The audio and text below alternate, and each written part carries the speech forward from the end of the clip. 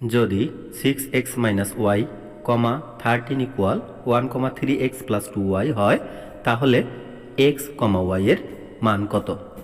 Option ক 2,3, খ 3,2, গ 1,5, ঘ 5,1।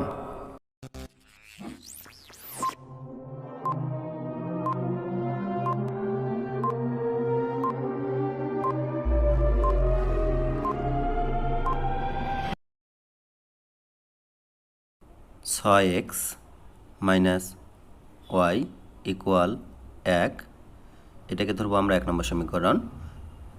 3x প্লাস 2y ইকুয়াল 13, এটাকে আমরা ধরবো 2 নম্বর সমীকরণ।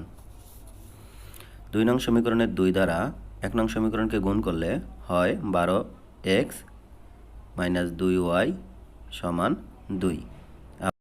কাটাকাটি করব, তাহলে হয় 15x সমান 15 বা x ইকুয়াল 15/15। সুতরাং x ইকুয়াল 1।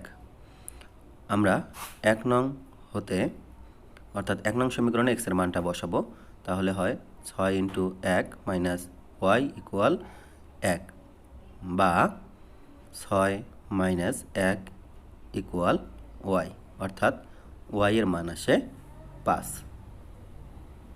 y এর মান আসে 5।